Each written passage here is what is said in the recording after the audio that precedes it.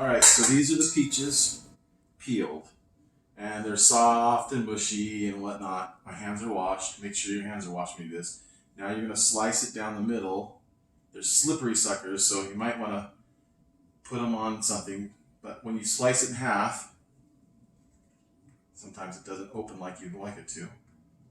Oh man, sometimes they totally don't. Okay, there's a pit in the middle, and you want to get that pit out. Man, this one's hard to pit. Usually they open up pretty easy, but this one's not. But again, it's going into a pot, your peach cobbler, so it doesn't matter. So that pit, obviously, you don't want that. That just goes over here. And then you will cut these pieces like this, put them down inside. They don't have to look perfect. You're not going to see them. And once they cook, they're going to look different anyways. That one with a slosh one.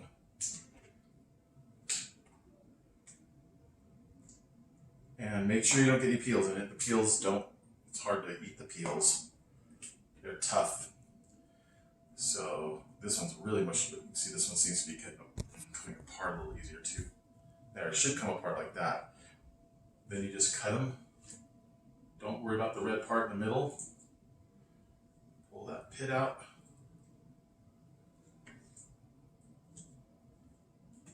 This isn't a really sharp knife, to be honest, so that's why I'm doing this and it's not cutting me.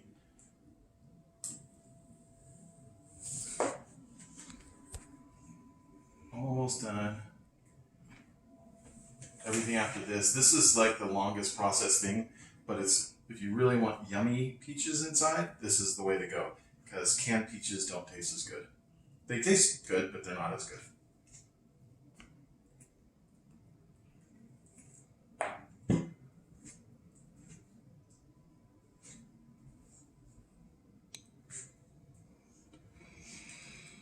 Let's see.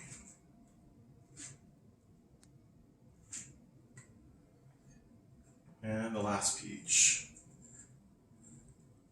Are you seriously doing my belly again? No. What are you looking at? The peach. Oh, the peach.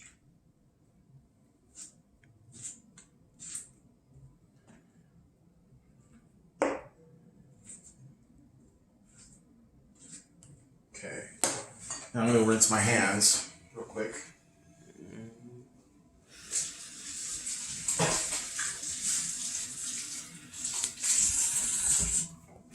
Okay. So this is 5 peaches. And remember I said keep the pan. So you're going to put the pan over here. You're going to put the peaches in the pan. So if you have canned peaches, you're going to rinse the peaches off and then take all and dry and make sure that there's no water in there. You're not using the juice. You're just going to strain it. It doesn't have to be dry. Just none of the juice. You put that in there. And then, let's see. You have 3/4 cups of sugar and 1/4 teaspoon of salt. And you put the 3/4 sugar in with the peaches and then the salt in there. And then you're going to turn it on medium.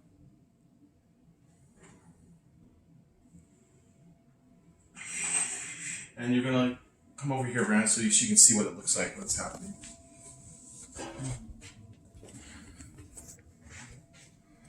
So what's going to happen is this sugar with the juices of the peach, it's going to dissolve. And it's going to make like a juiciness in there. And you just kind of rotate it over, just like that. And the sugar is grainy. And so all you're doing is you're cooking this until the graininess, you can hear it when you use the spoon. You're doing this until the graininess goes away. You hear that sound? You're just wanting none of that. Sometimes it'll get up on the side of the pot, and you need to, and then you need to rinse it off of the pot by just kind of bringing the peaches up the side. That's what I do, anyways.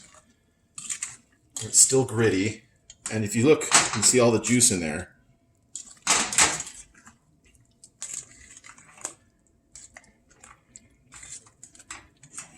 still some gritty sounds. So again, if this is your regular peaches, you still put the sugar and salt together and make this new juice. You don't use the juice that's inside the pan or inside the can. Okay, this is almost done. I don't hear any grittiness as much. Okay, I'm just going to leave this over here. I'm going to turn it way low on really low setting. Oop, right there. Now we're going to make the cobbler part. And you're going to take 1 cup of flour and dump it in the mixer. 1 cup of sugar.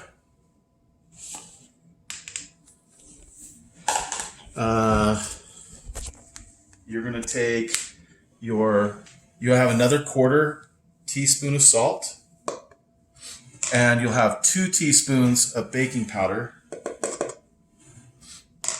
And once you do that, I usually get a mixing spoon and use the handle and just kind of stir it together so that the salt and the sugar and the flour are all kind of blended together. That way you don't have clumps where the salt is or clumps where the flour is. It's kind of funky. So just blend it in a little bit. And then you're going to take milk. You're going to take 3/4 cup of milk. You're going to put it inside here. And then you're going to put it in the blender on really low. Is it plugged in anymore? Nope. It is plugged in, isn't it? Nope. Okay, plug it in.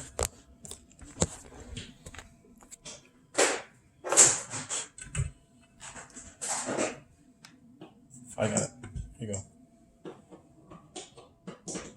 Okay, so we're going to turn on low. See, we're just blending it, mixing it in together.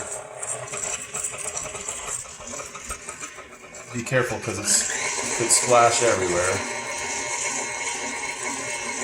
I like to bang the sides. It makes the flour that gets stuck to the sides go down in. And once I get it down a little bit like that, I'll push anything that might be along the edge back down inside.